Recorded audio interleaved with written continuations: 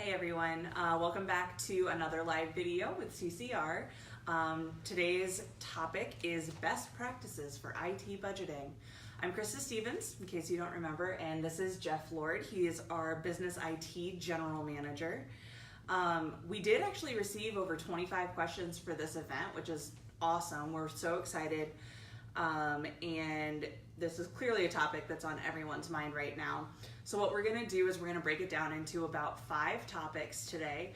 And then we'll cover some of the higher level topics with this first video, and we'll go into depth on each of those 5 topics in a subsequent video series that we're gonna be putting out over the next couple months. So our 5 core topics today in regard to IT budgeting are the hidden costs of IT, understanding IT overhead, budgeting for innovation, budgeting for the unexpected, and preventing budget creep.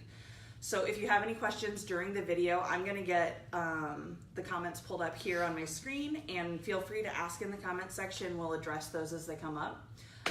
Apart from that, Jeff, if you're ready to go. Yeah, I'm ready. We can get going unless you want to say a few words beforehand. No, thank you for doing this. Yeah, no problem. Okay, so our first topic is the hidden costs of IT. And our first question is, what are some of the costs that are related to IT that people just don't even know about? Yeah, generally costs that are hidden are primarily, you've got your total cost of ownership, which is beyond the purchase price of the machine.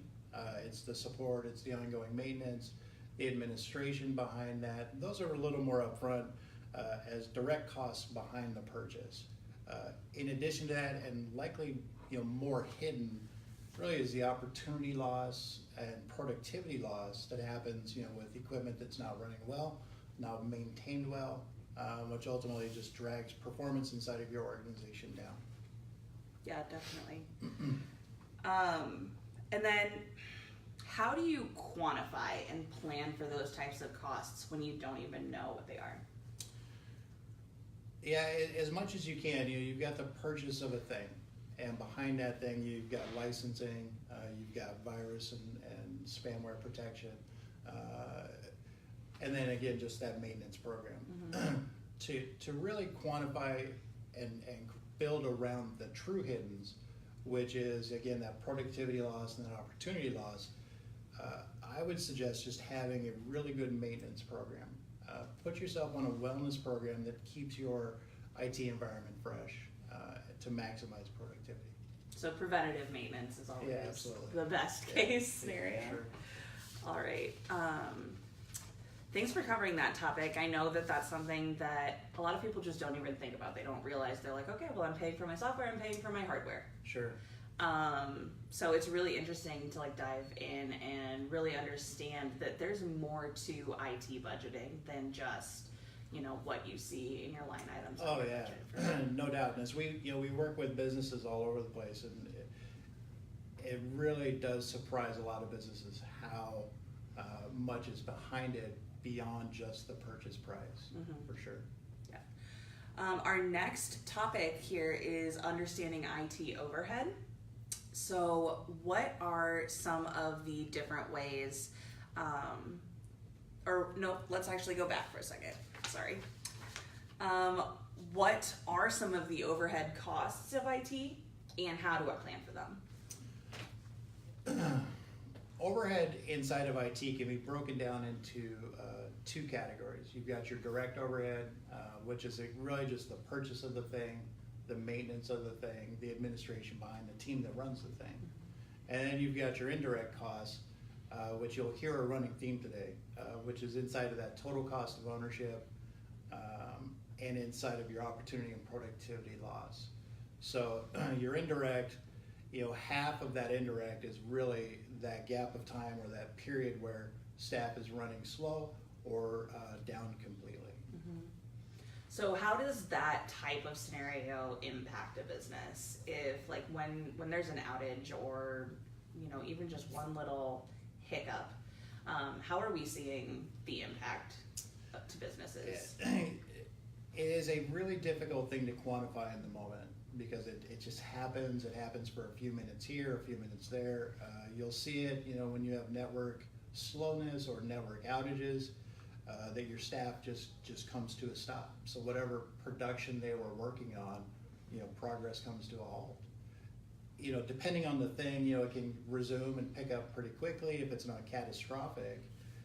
But again, to get that momentum built back up, it takes a few minutes to spin back up to where you were. Sure. So compound that over a period of a week, over a month, and over a year, and across the number of technology users in your organization, it's significant and adds up a lot. Yeah, absolutely. So what are some different ways that we can minimize those overhead costs? So as much as you plan for that, that downtime will happen. Mm-hmm. Technology fails. The best plan that you can have, and my suggestion is proactive. And again, not to be redundant on that, but it's one of the most important things to think about it. And if you think of it in terms of like a vehicle or a car, you buy the thing, but you also know you have to maintain it in order for it to operate well and to get you from A to B on time and efficiently. You have a proactive maintenance plan. So a really good way to plan for that is to have some proactive built into your budget around the maintenance and around just keeping things running tip top. Okay. And what about like the training that we can do for our internal sources to like just help prevent some of that additional overhead? Yeah, so you can offer training to your team, no doubt, around just the efficiency of how they do what they do. I would suggest offering training around security topics, things that are just more and more common in the business environment today. All of these things create downtime or significant overhead of downtime and opportunity slowness. So training programs would be an excellent way as an educational and awareness at the staff level, in addition to your proactives. Yeah, it's just a different type of proactive. Yeah, no doubt. And you can even, as you think about that, it doesn't have to exist inside your organization. I would reach out to IT vendors. They're experts in their field and what they do, and they can really help you plan, how to best build that into your budget efficiently. Okay, awesome. Move on here. Our next topic, budgeting for innovation. Innovation is everywhere. Hardware and software is constantly evolving. How can a business leader know what's worth investing in and what they need to budget for? Yeah, that's an excellent question. That's a tough one because if you're not, which most businesses are not in their core focus isn't looking at technology all the time. Totally. It's what we do, but we're super nerds and that's what we love to do. So I would recommend, to plan for innovation that it starts with your strategic business goals. Focus on the core goals of your business. Set those inside of your plans and your roadmaps, and then look for the technology that supports that goal. So too often I think we put technology in the front, and then we plan our strategic things behind that.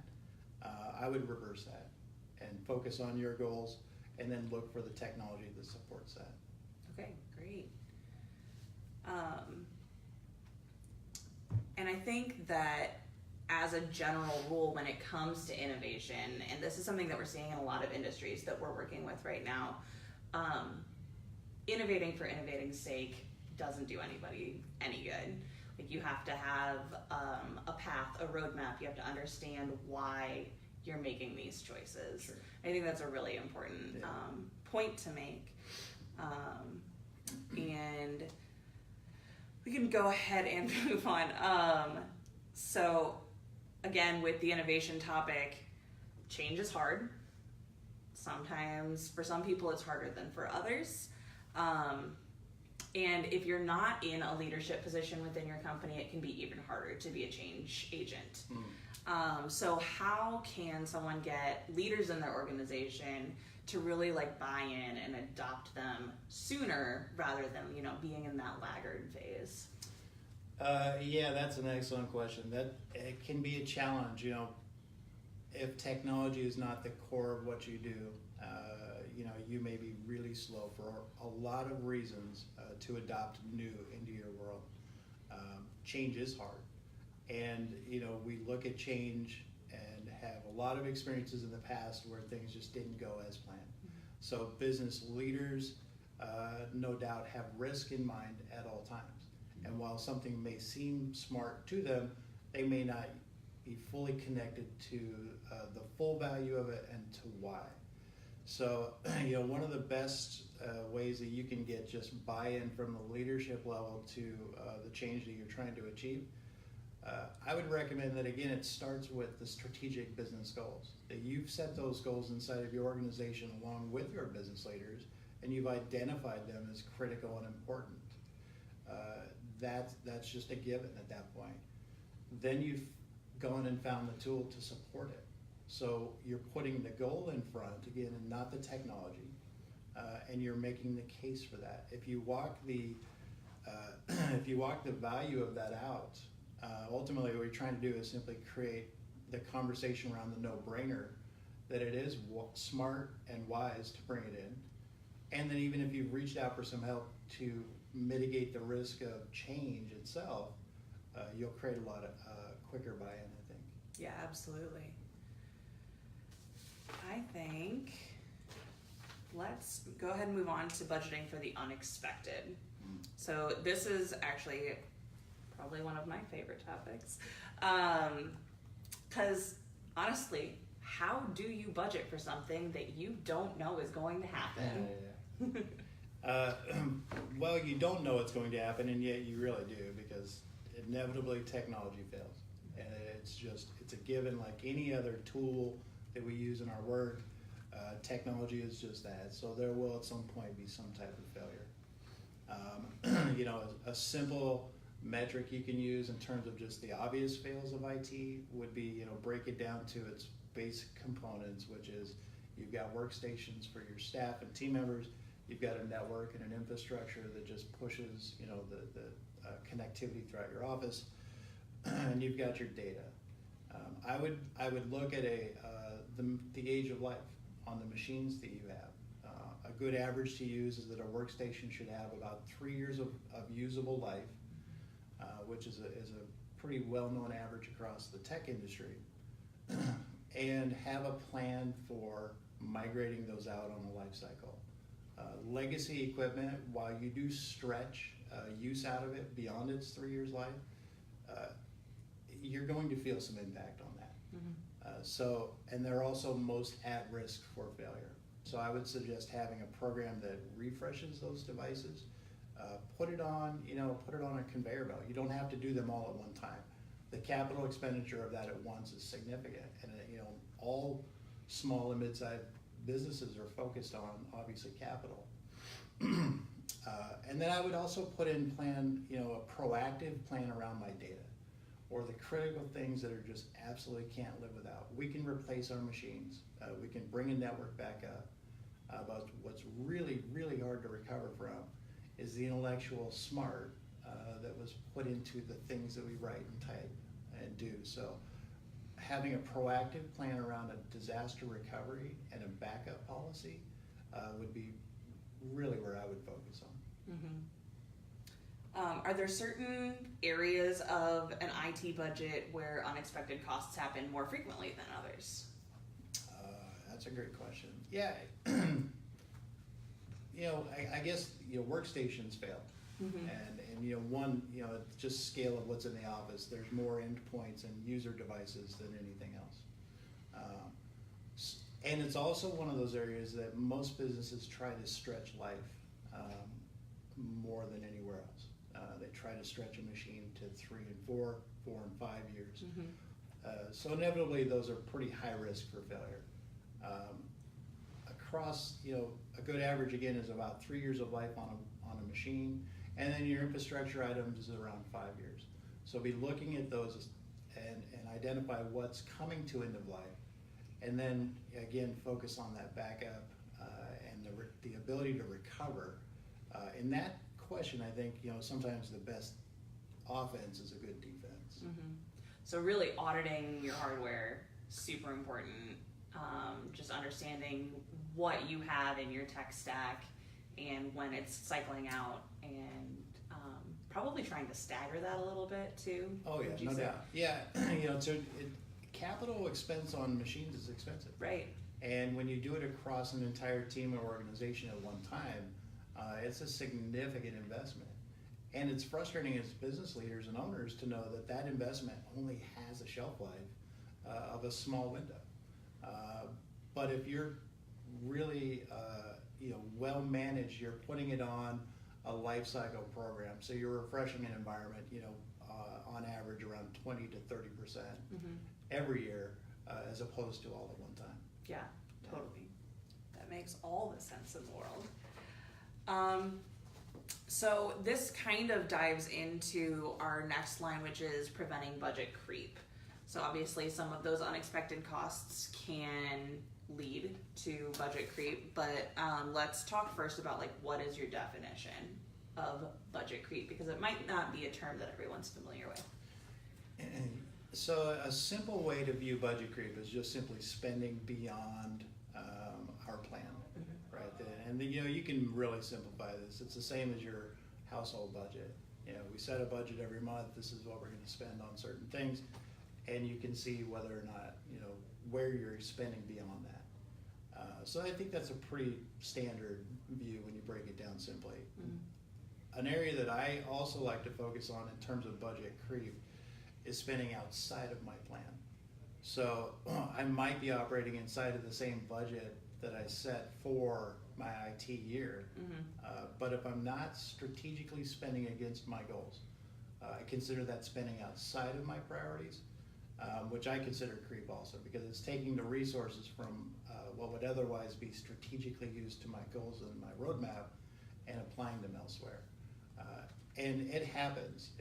I would recommend that you continuously ask and create a culture of why. Why are we spending this? Is this going to drive our strategic goals smartly? And if the answer is no, I would consider whether or not we should be spending that at all. Right. So it can obviously be busting that budget either way, or you might not go over that bottom line, but your line items within your budget are all over the place, and they're not what you're thinking. Sure. Yeah, no doubt. I mean, your strategic goals really won't shift throughout the year.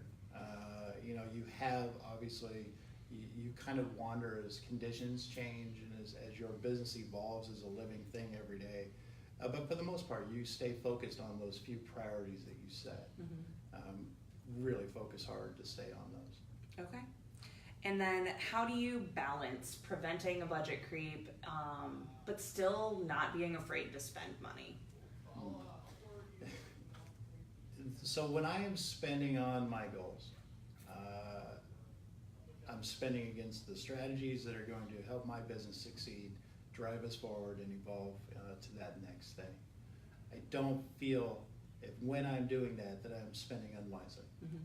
When I am going outside of that, is most often, and you may not even realize it, is when it really goes astray and aside. So how do you plan on that? Again, I would have the culture of review, and that whatever time iteration that is, be it at month end when you close books, that you're constantly checking your progress against your plan, what we said we thought we would be spending, what did we do, and where did we do that at. So similar to a simple sailing reference is you're constantly checking your navigation and where I am in terms of my map and my plan. And if I've gone astray because the wind of business has pulled me somewhere else, you recalibrate and you point yourself back to where you were headed. Yeah, that makes a lot of sense too. We actually have a little bit of time left. I think I've heard some repeating themes throughout all of these topics. They all kind of tie back to some core principles that our viewers can take away with them from this video. If you had to summarize, I'm putting you on the spot right now. If you had to summarize, some of the most important things about planning for an IT budget, give me your top 3. Yeah, plan. Yep. Right, work a strategic plan from your business needs down. Your IT needs to support your needs, not the other way around. Proactive. It's not just a buzzword.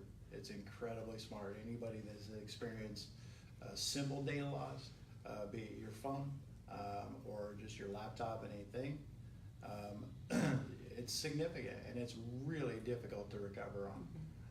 And then I guess the third thing would be ask for help.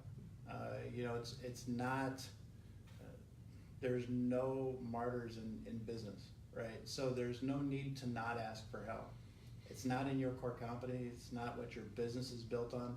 You don't need to be the expert. There are a lot of IT providers out in the world that can be really helpful to you. I think we view IT providers as an expensive option, which just isn't true. The average user on a budget view is around $5,000 to $7,000 a year.